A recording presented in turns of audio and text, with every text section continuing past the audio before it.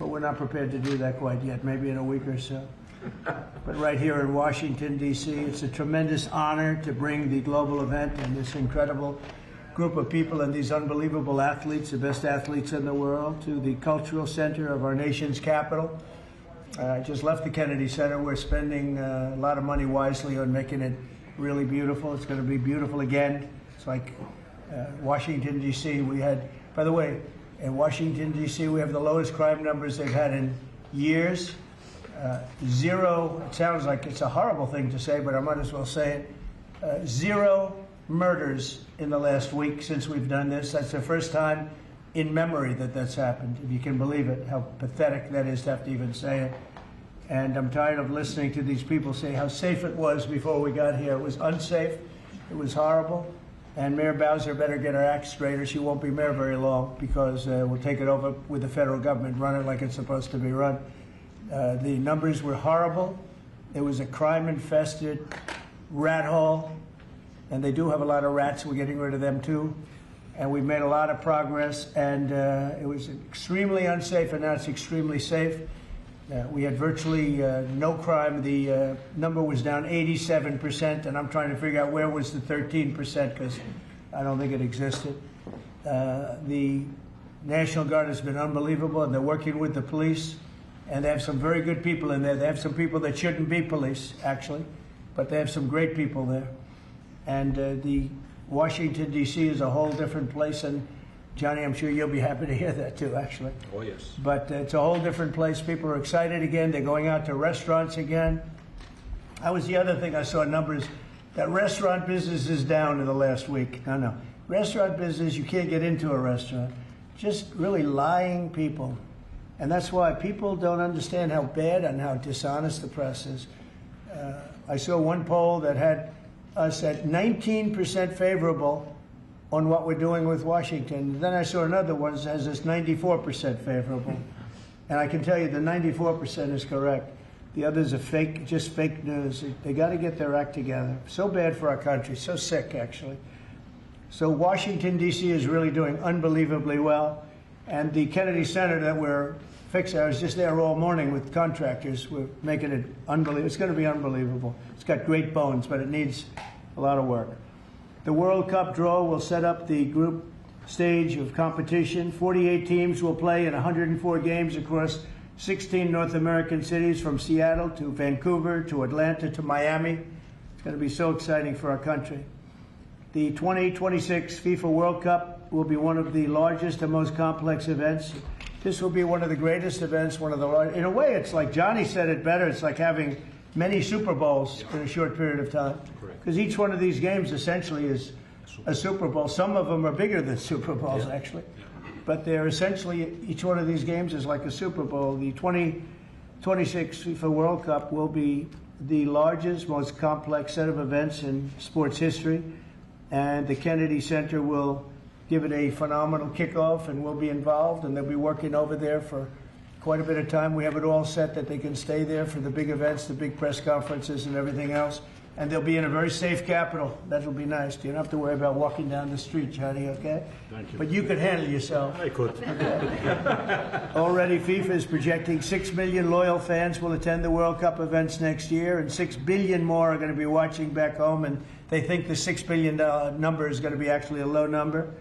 And this will drive more than $30 billion into the U.S. economy and create 185,000 American jobs in a short period of time, too.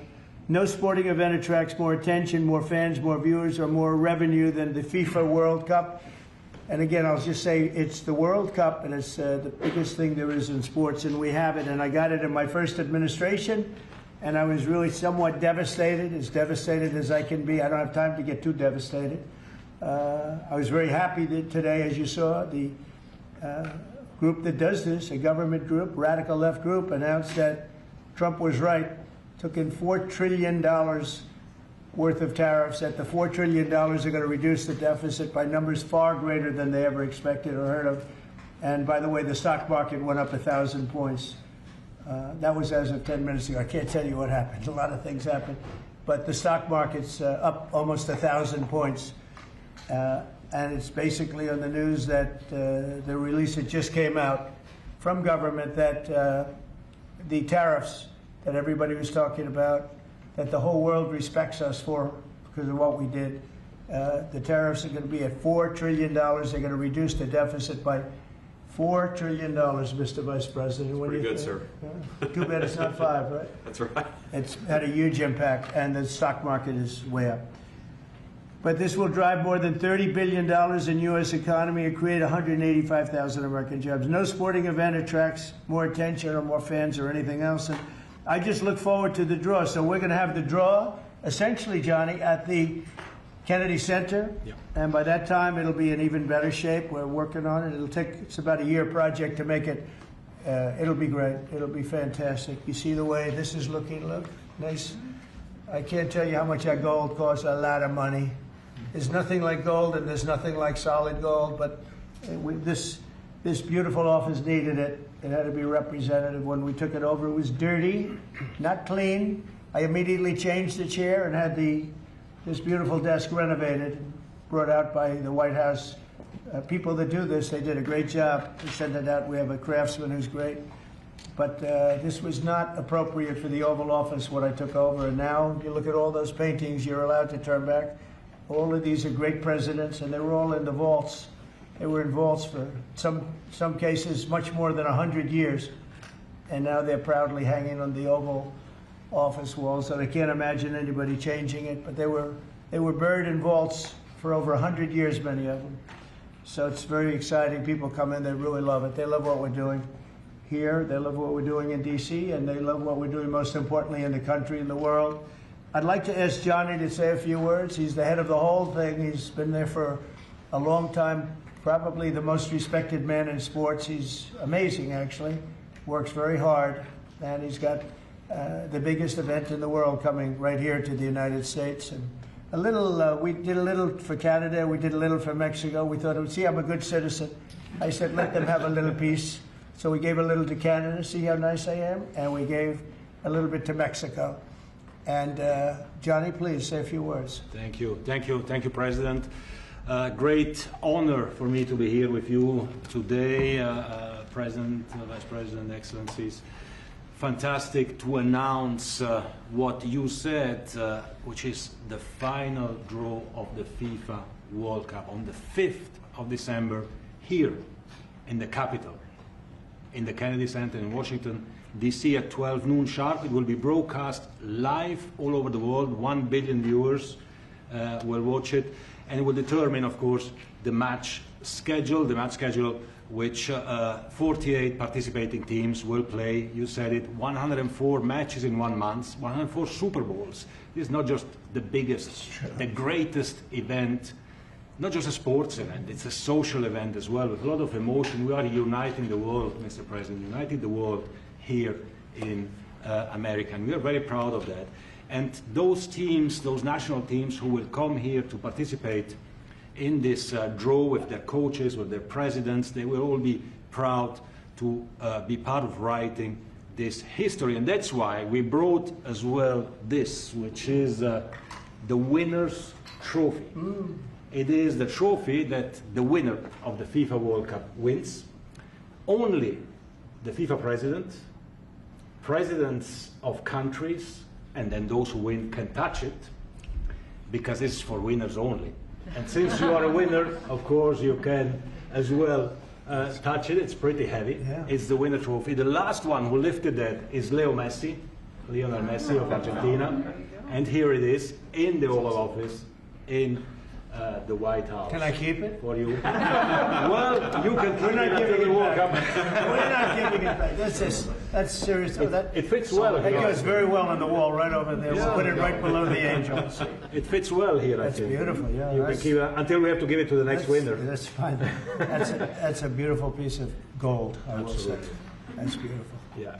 So 6 billion viewers for the World Cup, 6 million coming to the matches, 30 billion economic impact, 185,000 jobs. This will be absolutely fantastic. The biggest event ever, and everything will start here in Washington, D.C. at the Kennedy Center, or the Trump Kennedy Center.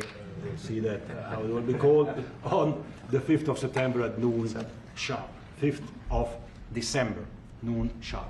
Then, if I may... Will they be doing most of the draws, all of the draws at the Kennedy? Well, how are you going to do that? Yes, we'll do that at the Kennedy Center. We'll do all the other meetings around it with the coaches, with the broadcasters, with the sponsors, everything at the Kennedy Center. The whole World Cup starts, and everyone will be happy because everyone has qualified for the World Cup and they didn't yet play a game, so they didn't lose yet a game. So they all think they can become world champion, right? They'll all be happy. Exactly. Now, by the way, an example, supposing we had a week ago when everybody was being killed and mugged and everything else, despite the phony numbers that were given out, that it was getting better. Brian, do you believe it was getting better or getting worse?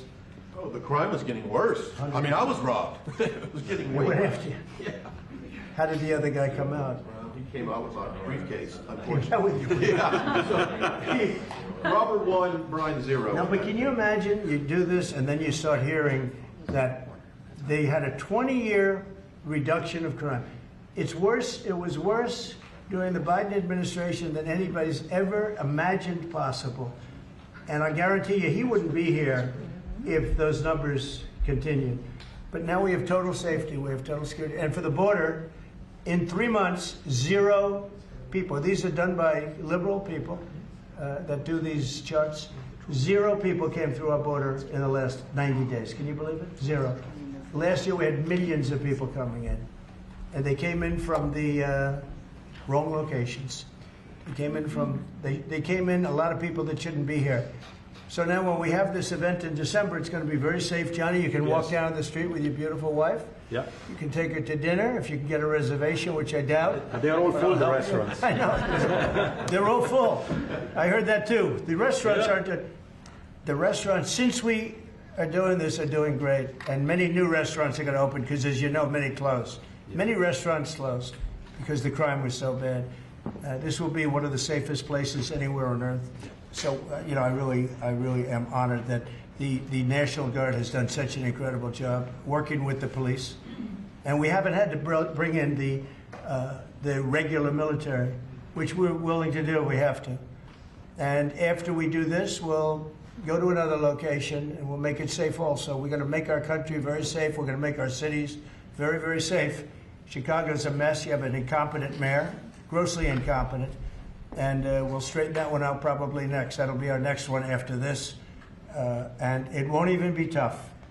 And the people in Chicago, Mr. Vice President, are screaming for us to come. They're wearing red hats, just like this one. But they're wearing red hats. African-American ladies, beautiful ladies, are saying, please, President Trump, come to Chicago. Please. I did great with the black vote, as you know, and they want something to happen. So I think Chicago will be our next, and then we'll help with New York, and we're going to help with.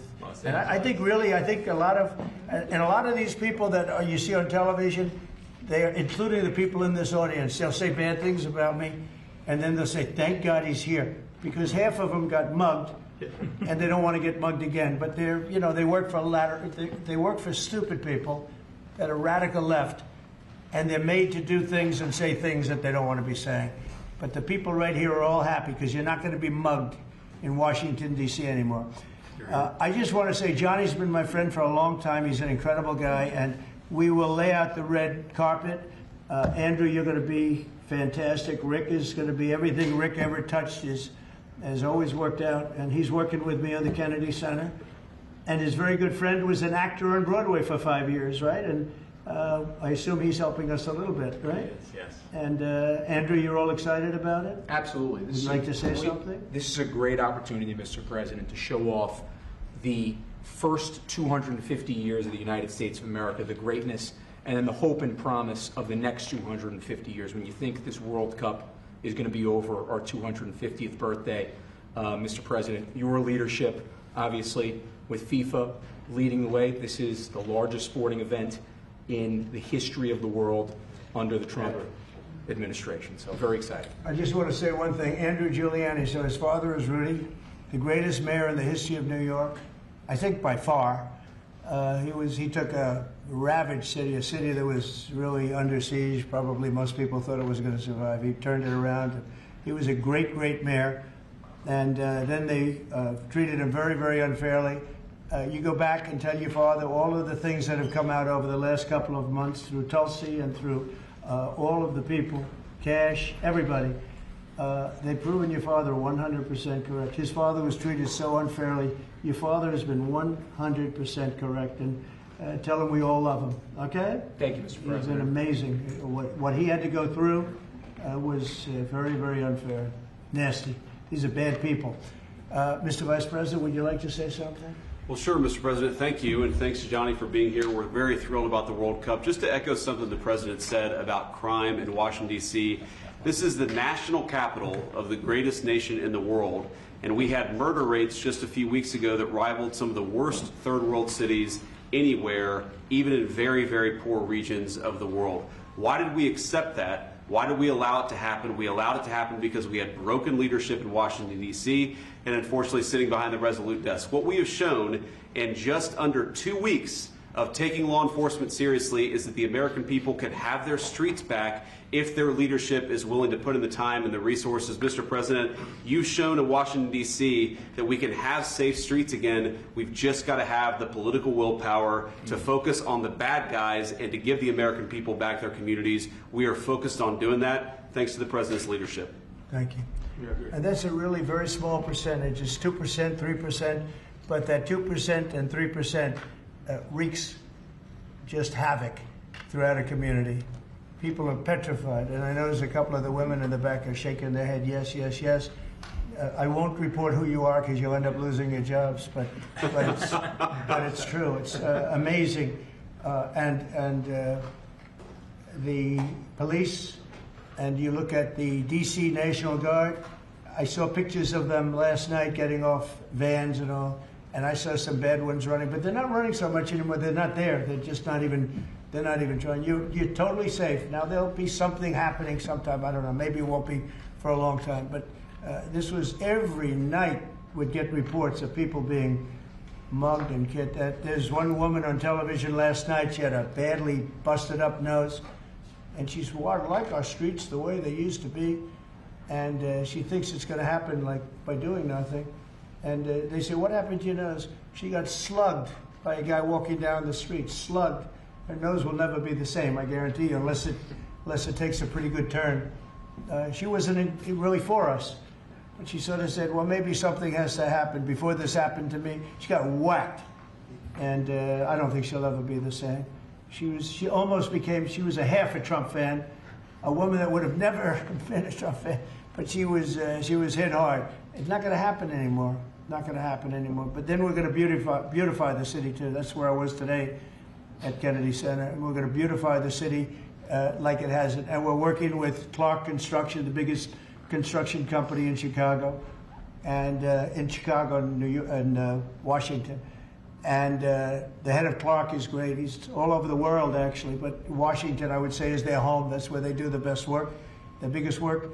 And they've been doing a fantastic job. So you're going to have a fantastic, clean, beautiful place. It's going to be better than it ever was before, literally better than it ever was before. We'll get it done very quickly. And I want to thank Clark because they're doing a lot of work in a lot of different locations, but they've been fantastic for getting us the right contractors and the people that can really do the job right. And Johnny, did you want to say something? Yes, one more thing, because as you rightly say, with security and beautifying cities and the whole country, we want people to come and enjoy and have fun. And that's why this is not just the most iconic trophy in the world of sport, but we start on the 10th of September the sale of tickets for the FIFA World Cup. And we have the first ticket here for the final. Good. Wow. For you. Oh, good. That's cool. Wow. It's, of course, row 1, seat 1. It's ticket number 4547. And it's for the final in New York, New Jersey. And so you have your ticket already for the final. All the others, 10th of September, start getting your tickets. That's beautiful, yeah. 6.5, 7 million tickets. Fans will enjoy You do the records. security here.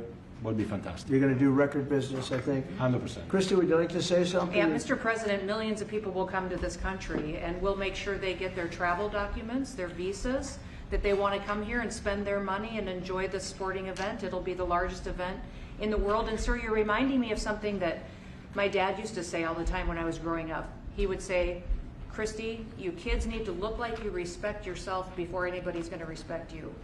And in this country, when people look at our streets, when they look at our capital, you're bringing respect back to this city. And people will respect our country more because it's safe, it's clean, it's beautiful. And what you're doing is transforming this nation by making sure that our laws are upheld. And millions of people are going to come and be able to enjoy it next year, and I'm excited about that. Thank you for doing that. Well, our country is respected again. And a year ago, we had a dead country. I'm telling you, it was a dead country. It was a country that had lost its way. It was a country that was going to fail. Look, even today, where they say $4 trillion in reductions of deficits, and this was totally unexpected. They didn't expect it. I mean, I don't know where they've been, the people that do this stuff, but it's terrible. I want to thank Christy for another reason. I said to her 2 weeks ago, I said, Christy, do me a favor. I built hundreds of miles of wall. I built the same wall that the Border Patrol asked me to build. It wasn't my first choice. I wanted to do concrete plank and everything nice, but you wouldn't have been able to see through it. So I had Border Patrol in, and they tested everything else. And we gave them steel wall, high-grade steel, very hard to cut. Then we gave inside that is 9,000-pound concrete, which is a very tough concrete. Inside that is rebar, a big, fat piece of rebar. So you have all different materials that are very hard to cut, and you need different instruments to cut each one. And I said, Christy, we got to get a coat of paint on it. And I didn't know she was listening, but I said, we got to get a coat of paint, and it should be black, because black makes the steel very hot. It's untouchable. You could fry an egg on it. And if you got a good black, flat paint, it would look beautiful. It will preserve it from rust. And that was it. And I gave it to her along with 30 other things, and she's done such a good job on the border with Tom Homan and the group. Tom Homan's a fantastic guy, what the job he does, and the way they work together. So I turned on last night, and I see Christie's painting the wall. And it looked beautiful, by the way, when that paint went over there. And it's hot. It's hot. Yes, it is. It's hot. If it's white, it's not hot. If it's black, it's going to be very hard to climb that sucker. It's not going to be easy. But it's black, and a high-quality black. You know, it really looked good. Yeah, we got Is the that going to paint be a you told us two-coat to. job or a one-coat? No, just one coat. One coat. We used the paint you told me to buy. Yep. The Yep. two-coat will take place in 3 years from now. Right? We'll do the second coat. But it looks beautiful. But thank you very much. I didn't know you were listening to that, Absolutely. because we talked about 7 different subjects, and all of a sudden I see her out there painting with a lot of painters and everything else. But it was a beautiful thing to say. Yep. Would you like to say something? You've been such a big part of this. Please. Well, just, Mr. President, we're delighted to be here today for this announcement, but we're also looking forward to having you at the final. Oh, yes. On July Oh, yes. 19th No, we'll be in New there. York, New Jersey. We're going to be there. A lot of people are going Thank to be you. there. A lot of people. I'd like to thank you all. Do you have any questions on FIFA, first of all? It's going to be a big event at the Kennedy Center. Do you intend to take part in it? Will you have a part to play on December 5th? I might play. I mean, I see the money that these soccer players, you know, we call it soccer, but I see the money that these soccer players are making. I may try and play. I'm a very good athlete. My son is a very good athlete, and he's a good soccer player. He's on the tall side for soccer. He's 6'9". That's pretty tall, but That's pretty it's cool. on the tall side. He's good. It's on the tall side, but he's good. But no, I may put on shorts. I look extremely good in shorts and join the play. You know, no, it's going to be a lot of fun. It's going to be good. Many foreigners who want to come to attend the event are concerned about the visa situation. Can you reassure them? Yeah, they're going to have a very easy time getting in. Certain countries are going to be very, very easy, and other countries are going to be obviously a little bit more difficult. Would you like to explain that, Christy? Yeah, absolutely. We have a process set up that we'll be implementing on getting visas approved. Everybody will be thoroughly vetted, but they'll be welcome to this country. It'll happen quickly, and we're excited for them to come. So I would hope that around the world people know that the United States is excited to bring their family here to enjoy this event. America welcomes the world. Yes. And I can really, from the collaboration that we have, testify for that. Absolutely. Thank you. And I was just sent a picture from somebody that wants to be there very badly. He's been very respectful of me and of our country, but not so respectful of others. But he'll, I'm going to sign this for him, but I was sent one, and I thought you'd all like to see it. That's a man named Vladimir Putin, who I believe will be coming, depending on what happens. He may be coming, and he may not, depending on what happens. We have a lot of things happening over the next couple of weeks. But I thought it was a nice picture of him. Okay of me, but nice of him. So that was very nice that it was sent to me. Okay? Mr. President. On Yes. that subject, have you talked to Vladimir Putin about the fact that yesterday a big U.S. factory was hit in a Russian airstrike in Ukraine? What's your reaction to I that? told him I'm not happy about it. And I'm not happy about anything having to do with that war. I said I settled 7 wars, and actually, if you think about pre-wars, add 3 more, so it would be 10. I thought this would be in the middle of the pack in terms of difficulty. No, I'm not happy about anything about that war. Nothing. Not happy at all. We'll see what happens. I think over the next 2 weeks we're going to find out which way it's going to go. And I better be very happy. Mr. President, a very good call with Prime Minister Carney of Canada yesterday morning. Yes. Actually, Canada is taking away some retaliatory tariffs. He's removing his tariffs, yeah. Exactly. He's removing his retaliatory tariffs, which I thought was nice. And we're going to have another call soon. Okay. Yeah, we had a very good call. You're getting closer towards an Well, I agreement like on them. trade? I like them. You know, look, I'm fighting for the United States. Canada and Mexico have taken a lot of our business over the years, over 25, 30 years, especially during the Biden years. They took a lot of our business, and it's basically all coming back into the United States now. Well, hot as a pistol, and it's coming back in. Because of tariffs and the incentives we give, it's coming back. And it's impossible, I think, for another country to stop it. And we are working on something. We want to be very good to Canada. I like Carney a lot. I think he's a good person. And we had a very good talk yesterday. So I think it'll be good. Mr. President, I have a question about the search of Ambassador Bolton's home. The Vice President recently just did an interview saying that it's about classified documents, but that there's also broad concern about him. What are the concerns? Well, that I you haven't have? spoken to Pam and the group yet, but I will be. I saw that just like everybody else. I try and stay out of that stuff. I'm allowed to be, and I'm chief law enforcement officer, believe it or not. You know, I don't like to go around saying that, but I am. That's the position. But I purposely don't want to really get involved in it. I'm not a fan of John Bolton. I thought he was a sleazebag, actually. And he suffers major Trump derangement syndrome, but so do a lot of people, and they're not being affected by anything we do. I don't know anything about it. I just saw that. I'll find out about it. But if you believe the news, which I do, I guess his house was raided today. But my house was raided also, called Mar-a-Lago. They went through everything they could, including my young son's room and my wife's area. They went through her drawers, as the expression goes. They went through everything you can imagine. And when she came back, she said, she's very neat, you know, she's meticulous. And she looked and she said, whoa, this wasn't the way that she had it. So, you know, so I know the feeling. It's not a good feeling. Thank you. Mr. President, on Ukraine, how long will you give Putin? A couple of weeks. We're going to figure it out. We'll find it. Do you think you'll have to intervene at some point? Look, it takes 2 to tango. You understand that. I wanted to have a meeting with those 2. I could have been at the meeting, but a lot of people think that nothing's going to come out of that meeting. You have to be there. Maybe that's true. Maybe it's not. But we're going to see. In the meantime, people continue to die. But I've solved 7 of them where they were in wars for 31, 35, and 37 years. We had 3 of them that were for more than 30 years, Johnny, and I got them solved. And we solved one that could have been a nuclear war with India and Pakistan. That was getting ready to be a nuclear war. I solved them all.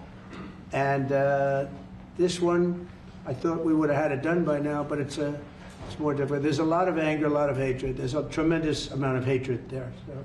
But we'll see what happens. I think in 2 weeks we'll know which way I'm going. Because I'm going to go one way or the other. And they'll learn which way I'm going. Mr. President, if I got 2 questions for you, one on FIFA, the other one on DC. Can you talk about the economic impact that FIFA will have in these cities, and what's your message to the mayors to get their cities prepared, not only the beautification process, but also the safety aspect? Well, Los Angeles is an example. You know, it's poorly run. We have a mayor there that can't even get permits to the people that lost their houses. Lee Zeldin got every permit. The hardest permit is the federal permit. Within 20 days, every single permit was there for the people to build their houses. But people are writing us and they're saying they won't give us. The mayor is incompetent. The governor is incompetent. You know, Gavin, I know Gavin very well. He's an incompetent guy with a good line of bullshit. And he doesn't get the job done.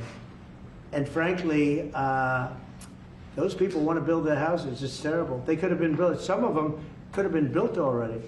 But think of it, the federal government that has the most complex part, and it's the most complex environmental thing to do. We got it, everybody had it within 30 days. And they're not even close to getting their permits. And now they're talking about taking some of those sites and building low-income housing on them. These are high-end neighborhoods. And I'm all for low-income housing. I built a lot of low-income housing. I know all about 236. I know every program that there is in the government. I used every one of them. I know more about low-income housing than probably almost anybody. And it's great. It's fine. It's wonderful. But you don't build it in Pacific Palisades. You don't build it there, and you don't build it in the other areas that burned down. So they're talking about putting up low-income housing. And you talk about riots. They're going to have riots if that happens because you're taking the people's property away. They want to build their houses, and they're unable to get permits from the mayor and from the governor. And that's a terrible thing. But, and let me tell you, if I didn't send in the troops in Los Angeles, Johnny wouldn't be in Los Angeles. You wouldn't be having your World Cup there. I sent in the troops, and we kept it. And even the police commissioner, the sheriff, and the police commissioner, they all said the same thing. They said, we could have never handled what was happening. You saw that. You were there. He said, we could have never handled what was happening. And then you hear Gavin Newsom. After it's all quelled, you hear Newsom get up and say, we could have done this for ourselves. No, they couldn't have. And if they could have, I wouldn't have taken the chance either. Okay, my second question is on crime prevention. Would you be open to expanding the national concealed carry to apply to D.C. like it does in other states like Texas? Yeah. Well, they have it in some states, and they feel strongly about it. You know, as you know, I'm in favor of it. People have to protect themselves. I'm a Second Amendment person, very simply. People have to be able to protect themselves. Especially like in Washington, you walk down the street, a guy comes up and slugs you. He's got a pistol in his hand. You can be tough, you can be in great shape, you can be a powerful person, or you can be a guy that weighs 100 pounds with a gun in your hand. Right. And I'll bet on the guy with the gun 100% of the time, right? And so you need protection. So I'm a Second Amendment person all the way. Yeah, please. President Trump, you said this morning that you're working with Congress to get $2 billion to help clean up DC. Have you had any conversations with Mike Johnson and John Thune about where they're going to get that money from? Which money? You said this morning that you're going to get $2 billion from Congress to help clean up DC. Yeah, I've spoken to Mike Johnson. I've spoken to John Thune, the Senate, the House, and I think it's going to be very easy to get. It's going to be not a lot of money. I wouldn't even know where to spend the number that you mentioned, but it's going to be money to beautify the city. Yeah, they're ready. Everybody wants to save D.C. In one way, it's the easiest. The violence was more than any other city in the country, actually, by far. It may have been more than any other city in the world, if you could think. You know, we looked at some of the worst cities in the world, it was worse. And that's why it angers me to see the mayor saying about how they have it on the slide. Not on the slide, it was worse than ever.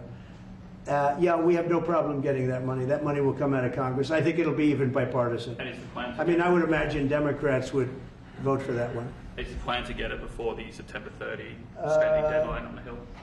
Well, I don't know if there is a deadline, because if I declare a national emergency, which this was, that ends the deadline. So, I mean, I keep seeing about a 30-day deadline, of which we have 22 days left or something. But if I think we're in great shape here, that's one thing. But if I don't, I'm going to just say it's a national emergency. And if I have a national emergency, I can keep the troops there as long as I want. If people are not going to want to have the troops in 30 days, you know, it's one thing to get them out. It's another thing to keep them out for a long period of time. You've got to train people. You can't do this. You can't bop people over the head. And a lot of those people are in courts right now, going to court. They're going to go to jail for a long time. So that's going to take more than 30 days. But if I have to, I'll declare a national emergency. which I don't think I'll have to do. Yeah. Mr. President, can I ask you about Russia? You said in 2 weeks you'll know whether you go Yeah, I one think I'll way or know. the I other. think I'll know the attitude of Russia and, frankly, of Ukraine. It takes two. What are the 2 ways you can go at the end of 2 weeks then?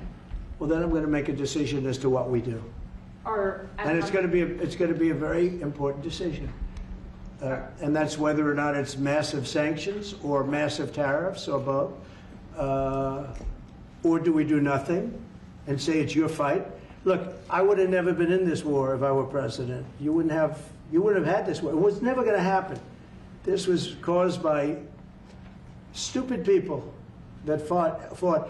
And you know, people say, well, how do we know? Because for 4 years, it was never even a subject. And Vladimir knew, and you see his picture right here. It was nice that he sent, but Vladimir knew very strongly we wouldn't have stood for it.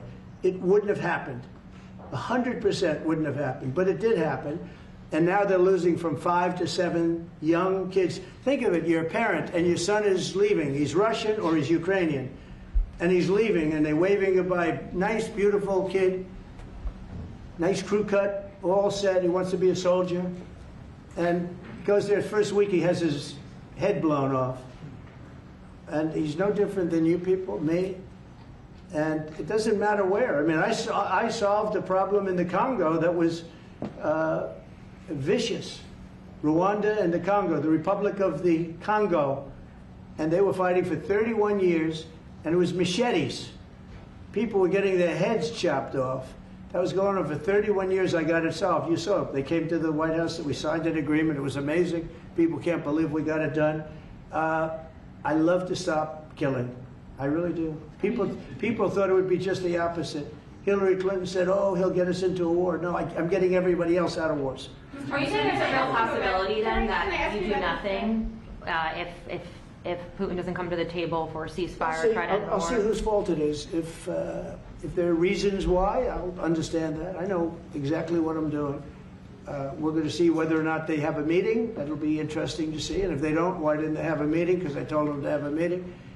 But I'll know in 2 weeks what I'm going to do. I have pretty good ideas. Your Justice Department is also sending some of the Epstein files over to the House Oversight Committee today. Are you in support of them releasing all of them? Keeping it open. If they wanted to release, people shouldn't be hurt, but I'm in support of keeping it totally open. I couldn't care less. You got a lot of people that it could be mentioned in those files that don't deserve to be. People, because he knew everybody in Palm Beach. I don't know anything about that, but I have said to Pam and everybody else, give them everything you can give them, because it's a Democrat hoax. That's just a hoax. The whole Epstein thing is a Democrat hoax.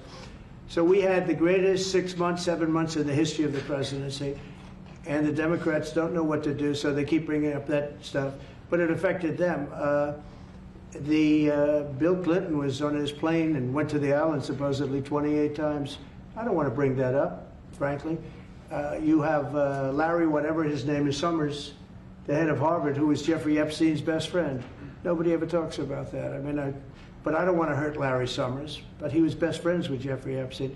No, this is a Democratic hoax to try and get the significance of what we've done over the past 7 months. Nobody's ever seen anything like it. They say it's #1 in history. What we've done, including stopping 7 wars. I mean, just include that. And now you look at the stock market today. It's way up to start off with from where I took it. And this market was going to crash. If Joe Biden or Kamala were president, this market we would have had a crash like in 1929. You're not going to have that. It's only a question of how high is it going to go. You know, I had the strongest economy in the history of our country. And despite COVID, we had the strongest economy in the history of our country. And we're going to blow it away this time. I was always good at making a lot of money. And whether it was for myself or whether it was, I like doing it this way better. I mean, I like making it for the country. Our country has been ripped off by friend and foe, nations all over the world ripped off. And the friends have been much worse than the foes for the most part.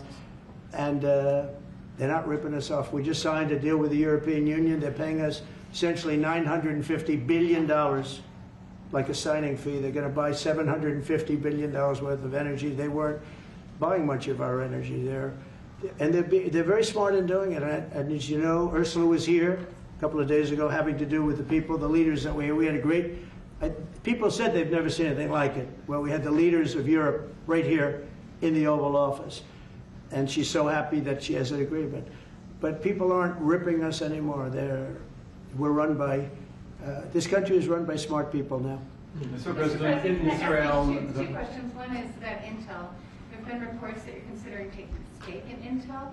Can you tell us About the 10%? About the 10%. Yeah, I met a man, he was a very nice man, and I called for his removal because I saw something by a man named Tom Cotton, a senator from Arkansas, who's a great guy, friend of mine, supporter of mine, big supporter. I'm a supporter of his too.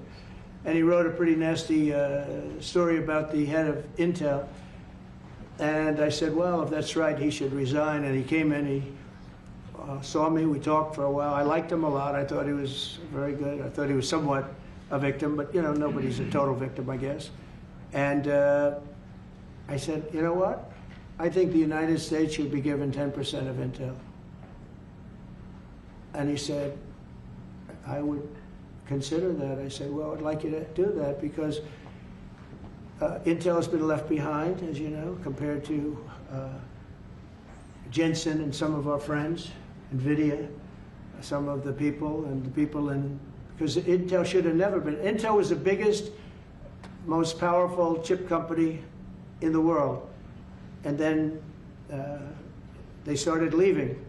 And they started going to foreign countries, in particular Taiwan.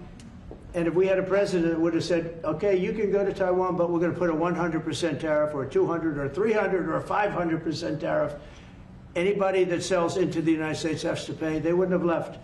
They would have never left, and we wouldn't have. So in the meantime, we had people that were, in some cases, good politicians that weren't good on trade. I loved that man, but he was not good on trade.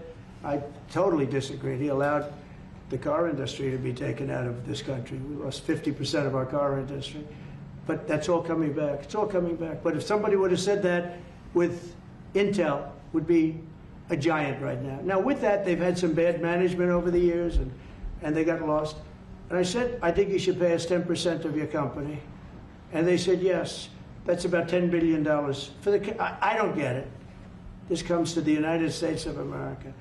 And I said, I think it would be good having the United States as your partner. He agreed. And they've agreed to do it. And I think it's a great deal for them.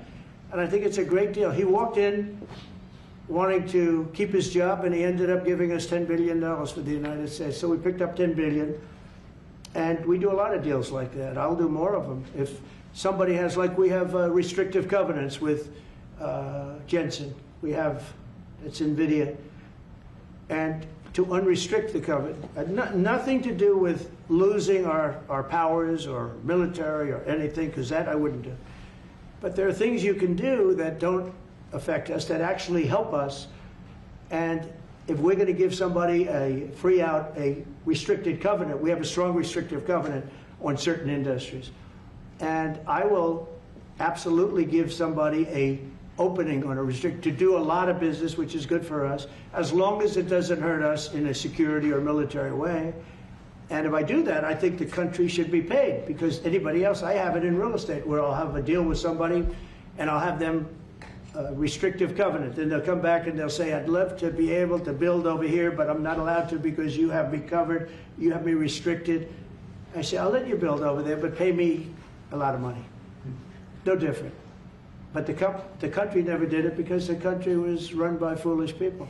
On DC Prime, you said Chicago might be next. Yeah, Chicago might be next. Are you making, have there been concrete steps that the administration is taking to do that? I Or what are haven't other cities as I well? haven't spoken to the mayor. He's grossly incompetent. I haven't spoken to the mayor. No. When we're ready, we'll go in and we'll straighten out Chicago, just like we did D.C.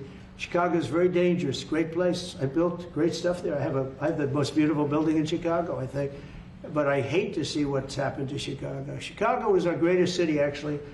Bob Tisch, a great friend of mine, passed away. He used to own the Giants and very successful Lowe's. He said Chicago, I think they had their main office in Chicago. He said Chicago and San Francisco, the two greatest cities in the world. Now you look at what the Democrats have done to San Francisco. They've destroyed it. I own a big chunk of the Bank of America building in San Francisco. And, you know, it's just different. We can clean that up too. We'll clean that one up too. No, if everything works out, and we've already had calls from other cities, quiet calls from Democrats. We'd love you to come here, because they've lost control of their cities. I'm not going to say, because I don't want them to lose their elections. But we've had calls from Democrats and calls from people generally. We'd love you to come here because we'll straighten out the problems. In Israel, the families of hostages in Israel, families of hostages are opposed to the reoccupying of Gaza. Why is the U.S. still Well, not all supporting of them. And you have to understand, I'm the one that got all of the hostages out. You got a lot of people out. If it wasn't for me, they wouldn't be out. I worked with Bibi and I worked with Steve Witkoff. But if it wasn't for me, you would have all these hostages would most likely be dead right now, every one of them. So they all come up here. They come in groups of 10, 12, 13, and many of them, and I've gotten to know a lot of them. They're great people. What they had to go through is incredible. But so now they have 20, but the 20 is actually probably not 20 because a couple maybe aren't around any longer. It's a terrible thing. No, I don't like anymore. I said, you know, when you get down to 20, they're not going to make deals anymore. And they didn't. And then I put out a statement, as you know, that was a tough statement, go in and get them. And they said, we'll give you 10, we'll give you 10. I don't know what Israel's doing, but they were willing now immediately to give us another 10. The situation has to end. It's extortion and it has to end. And we'll see what happens. I actually think they're safer in many ways if you went in and you really went in fast and you did it. And people can't forget October 7th, remember that. I'm friendly with all groups. I won the Arab vote in Michigan. I did so great with the Arab vote, remember? I started off at 0, I ended up winning. I wouldn't say the candidate was the greatest, but I would have won against anybody. They're great people. But we have to do things properly. And you know, I'm very proud to say I got the hostages out. You have hundreds of people that are living now because of me. And now we have that final little group of people. And Hamas knows that if they give them, that's probably the end of their lives. So it's not easy to get. And I know if you're a parent, you just don't care. You want, I want my baby back. They want their babies back. They want their kids back. And I understand it. But I got them out and did a good job. And we're doing everything we can to get the hostages out. Thank you all very much. Yes? So Jackson Hole, Jay Powell today said, he suggested that they might cut interest rates, but they'd have to proceed. Well, we call him too late for a reason. He should have cut them a year ago. He's too late. You know, we have a stock market that's up 1,000 points today. I better be careful because I'll go out there and I'll see it's down 1,000, right? But it's up 1,000 points when I came in here. We have a country that the market's the hottest it's ever been. The country's better than it's ever been. We have a military that I rebuilt largely in my first term. We had a great, successful first term, but this is going to be even better. But we rebuilt it. We gave a lot of it away to Afghanistan, but relatively small compared to the overall. But I think it was the most embarrassing day and period in the history of our country that they allowed those 13 wonderful people, but it's really hundreds of people were killed. And they don't talk about the 48 that were so severely wounded with no legs, no arms, nobody ever mentions them except me. But that was the worst day, the most, it just showed how incompetent. Frankly, if that didn't happen, I really believe that you might not have had the problem with Russia. I think Putin was sitting there watching these stupid people running our country and said, this is a time to invade. It's, you know, this is a time. And then Biden made the statement, well, he can do a small incursion. When he said that, it was off to the races, right? When he said he can do a small incursion, remember that? I was surprised he knew the word incursion. I didn't think he had that good of a vocabulary. I want to thank everybody. It's very important to me and to everybody up here, the World Cup. And Johnny has been so incredible. I mean, he's really a great leader. I mean, to think, I said, Johnny, do it by phone. You don't have to come. No, he said, I'll come. And he flew all night long to be here and listen to this about how great we're doing in D.C. But he's a fantastic leader, and this will be your most successful World Cup ever. Thank you, John. Thank you so much. America win. Yeah, can we win it, Mr. President? I don't know. That's I watch some of those teams go right. They go down that field. I don't know. But let me ask you: what chance does America have of winning? Well, the home team always has a good chance to win. It depends See, how he's a it good starts. No, but has some good we have a players. shot. We have Of course, you have a chance. Will Bears be going to any of the games, Mr. President? I'd love to have him. He'd love to. He's very tall. Maybe we can make him a goalie. The goalies are very tall now, right? Yeah, goalies are very tall. The goalies, well, he'd be a perfect goalie. 100%. At his height, he'll be a great Yeah, goalie. exactly. So we'll put him on the American team. Yeah. No, but Goal. do the Americans have a chance of like getting into the quarterfinals? Yes, right? definitely. No, Yeah. the quarterfinal definitely. But then, as the tournament goes on with the public 250 years of United States, let's not forget, they will all feel energized about that. It's amazing. The talent is really great when you watch these things. I went to the game 2 weeks ago, and it was a big upset. But you look at these people; the way they pass it. It's amazing, really amazing. It's a great art, right? It's a great talent. It is incredible. You know the expression. Is that of the hat? What? Will you draw the names? The matches? Will you- I don't know. That's up. He's the That's boss. an interesting proposal. He's the boss. We'll discuss that. It's going to be great, and I think the American team is going to do well. I mean, I hear it's a very good team. Good luck, everybody. Thank you very much. Thank you so much. Thank you guys. Thank you. You keep a lot of those. Thank you guys. Thank you. No, I just got one. Thank you. This was sent to me. We're done. Thank you. I thought it was a nice photo. Thank you very much. Thank you guys, keep moving. Thank you. Thank you guys, keep moving. Thank you, everybody. Keep moving. Thank you. Keep moving. Keep moving. Thank you, guys.